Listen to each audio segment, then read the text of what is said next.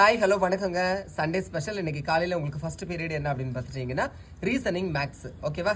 நம்ம இந்த மேக்ஸை கவனிச்சுட்டு அதுக்கப்புறம் நிறைய டான்ஸ் வீடியோலாம் வரப்போகுது. அதில் வந்து நீங்கள் உங்களோட வன்மத்தெல்லாம் கொட்டுங்க. இங்கே கொட்டுனீங்க உங்களை நான் வன்மையாக கண்டிக்கிறேன். சம் இதுதான். இப்படி கொடுத்துட்டு 3 டாட்டு, அப்புறம் இங்கே 6 டாட்டு, இங்கே வந்து எத்தனை 9 டாட்டு, அடுத்தது என்ன வரும்னு கேட்டிருக்காங்க. அப்போ உடனே நம்மளோட மூளை என்ன யோசிக்கும்? இங்கே 3, இங்கே 6, இங்கே 9, அடுத்து என்ன இருக்குது 12 தானே யோசிக்கும். சரி, ஓகே, நீங்கள் யோசிக்கிறதும் கரெக்டு தான். ஆனால் இங்கே ஆப்ஷன்ஸில் 12 டாட் எங்கேயாவது இருக்கா? எங்கேயுமே இல்லை. அப்போ அடுத்து என்ன வரும்? கொஞ்சம் மூளையை கசக்குங்க. ஓகேவா? கமெண்ட் பண்ணுறதுல மட்டும் தப்பாக அடிக்கிறது, மற்றபடி ஒன்றும் ஒழுங்காக யோசிக்கிறது கிடையாது. இப்படி பாருங்க, 1 ஜாயின் பண்ணுங்க, 2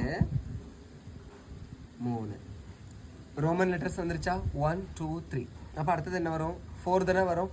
இங்கே ஏதாவது அப்படி இருக்கா பார்க்கலாம். இங்கே பாருங்கள், ஜாயின் பண்ணுங்க, 6. அப்போ இது வருமா? வராது. அடுத்தது 1, இது 4 தானே.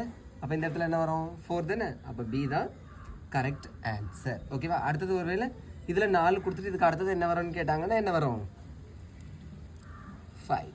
அதே மாதிரி இங்கே பாருங்கள், இது வந்து என்னது? 7. இந்த மாதிரி கூட என்ன செஞ்சுக்கலாம், நிறைய காம்படிட்டிவ் எக்ஸாமில் மெயினாக வந்து ரயில்வே எக்ஸாமில் இந்த மாதிரி கொஸ்டின்ஸ் கேட்பாங்க. ஓகேவா? ஸோ ஐ திங்க் உங்களுக்கு புரிஞ்சுக்கணும்னு நினைக்கிறேன். பிடிச்சிருந்தா லைக் பண்ணுங்கள். தேங்க்யூ.